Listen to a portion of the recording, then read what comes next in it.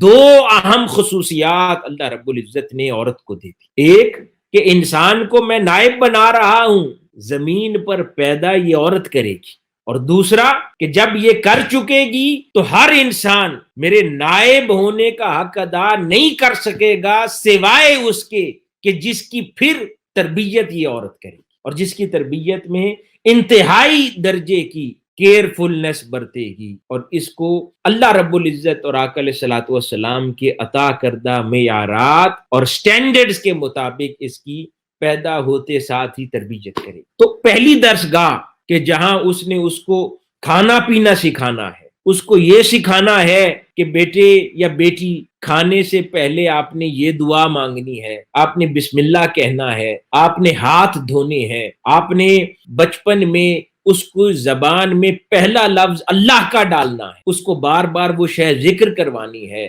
آقا علیہ الصلوۃ والسلام کی محبت کی طرف راغب کرنا ہے. یہ وہ سارے عوامل ہیں جو پیدائش کے ساتھ ساتھ اللہ پاک نے اس ماں کے ہاتھ یعنی اس عورت کے ہاتھ میں بھی رکھ دیے. سبحان اللہ. کیا خاص بات سمجھ آئی وہ یہ کہ یوں مثال کے اندر نیابت اور خلافت کے لیے اللہ رب العزت نے آدم علیہ السلام کو تخلیق فرمایا اور سامنے انسانیت کے نمائندہ کے طور پر رکھ دیا اور بٹھا دیا، لیکن دوسری طرف خصوصیت یہ عطا فرما دی، کہا کیونکہ اس نیابت میں عورت بھی حصے دار ہے، اس کو دو خوبیاں عطا فرما دی، اور کہا کہ یہ نہ صرف اس نائب کو پیدا کرے گی بلکہ اس نائب کی تربیت کرے گی. یوں اللہ رب العزت نے نبوت اور امامت مرد کے سر پر رکھ دی اور کہا کہ اللہ رب العزت کی وحی اور دعوت کا پیغام یہ مرد لے کر آئے گا، اور دنیا میں اللہ رب العزت کی وحی کے ذریعے ملنے والی ہدایت کو لوگوں تک عام کرے گا، لیکن اس اللہ کے نبی کی ولادت اور تربیت بھی ایک ماں کے ہاتھ میں رکھ دی. پیدا اس نبی کو ماں ہی کرتی ہے، تربیت اس نبی کی ابتداءً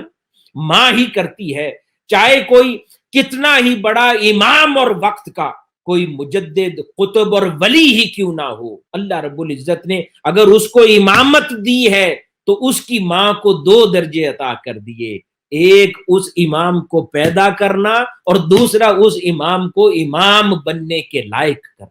یہ وہ دو خصوصیات ہیں جو در حقیقت اسلام کے اندر عورت کے کردار کو ڈیفائن کرتا ہے. وہ خاتون جسے اللہ رب العزت نے دوہری خصوصیات عطا فرمائی کہ ایک وقت کا امام پیدا بھی کرتی ہے، دوسرا اس وقت کے امام کی تربیت بھی کرتی ہے. تو یہاں پر ضروری ہے کہ ان اخلاقیات کی عام کرنے کے لیے اور پھر اللہ رب العزت کی اس نیابت کا امین بننے کے لائق اگلی نسل کو تیار کرنے کے لیے جس شے کی ایک دور میں خاتون کو ضرورت ہے وہ خود اپنی ٹریننگ کی ہے. اگر وہ خود اسلام کے عطا کردہ آئیڈیلز، اچھے اخلاق اور تعلیمات سے آراستہ نہیں ہوگی، وہ جانے گی نہیں، تو وہ اپنا فریضہ جو اللہ رب العزت نے اس کو دیا ہے کہ اس نے ایک نسل کی تیاری کرنی ہے، وہ کیسے ممکن ہوگا. وہ نیپولین کی ایک معروف سٹیٹمنٹ ہم نے سن رکھی ہے نا، اس نے کہا تھا کہ تم مجھے اچھی مائیں دو میں تمہیں اچھی قوم دوں گا. حضور سیدنا غوث العظم رضی اللہ تعالی عنہ آج ان کے ڈنکے 1000 سال سے زیادہ ہو گیا